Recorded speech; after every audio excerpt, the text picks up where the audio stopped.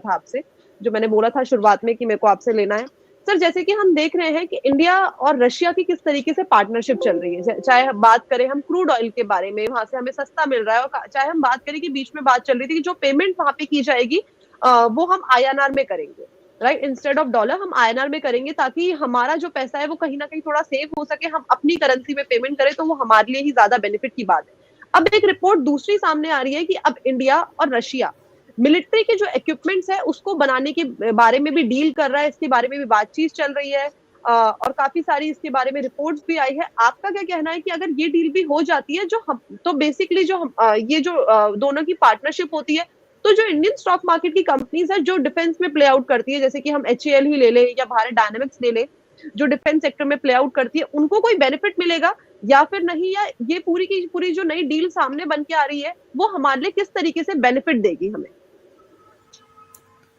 बिल्कुल, देखिए अगर इस तरह की डील होती है जो कि आपने बताया है,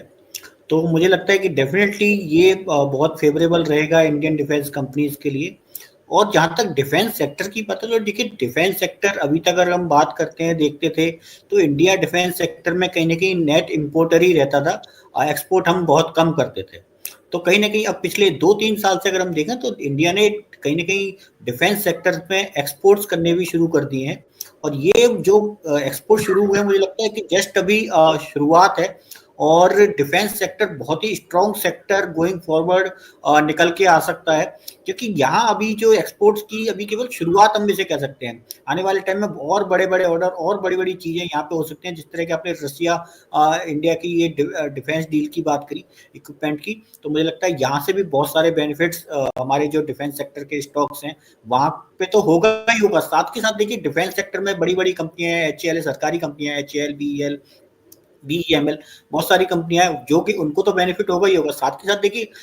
और जो लोकल जो हमारी कंपनियां, उनको भी कहीं ना कहीं बेनिफिट होगा, क्योंकि ये जो कंपनियां ये भी कहीं ना कहीं, जैसे अभी निखिल जी ने भी कहा कि vocal for local, make in India, तो डेफिनेटली वो जो कंपनियां वो भी अपना जो प्रोक्योरमेंट करेंगी, वो भी कहीं ना कहीं जो हमारी छोटी इंडियन कंपनीज हैं उन्हीं से प्रोक्योरमेंट करेंगी। तो ओवरऑल जो हमारी ओवरऑल इकोनॉमी है उसको इसका बहुत बड़ा बेनिफिट गोइंग फॉरवर्ड देखने को मिलेगा। तो मुझे लगता है कि एक अच्छा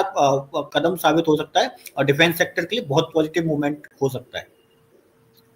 जी, ठीक है। तो ये जो डील होने वाली है, अगर ये हो जाती है सक्सेसफुली, ये इम्प्लीमेंट हो जाती है, तो हो सकता है कि हमारी जो कंपनीज है, इंडियन स्टॉक मार्केट की जो कंपनीज है, उनको अच्छा खासा मोमेंटम देखने को मिले, और साथ ही साथ जो बेसिकली हम बोल सकते हैं कि रॉ मटेरियल या छोटी छोटी चीजें इन कंपनीज को देती है आगे, उनके प्रोडक्ट्स बनाती है, तो उनको भी कहीं ना कहीं हमें अच्छा खासा अपसाइड देखने को मिल सकता है, उनकी सेल्स में भी हमें बूम देखने को मिल सकता है। ठीक है, तो सारी बातें कर ली है। जो व्यूअर्स है वो अपने सवाल पूछे जा रहे हैं लगातार, और मैं बहुत देर से सवाल नहीं ले रही हूँ, तो मैं वापस से मार्केट लाइफ के सेगमेंट में आना चाहूंगी, इंस्टेड ऑफ जो हमने थोड़ी सी इधर उधर की बातें करके अपने कंट्री के बारे में और भी बारीकी से समझने की कोशिश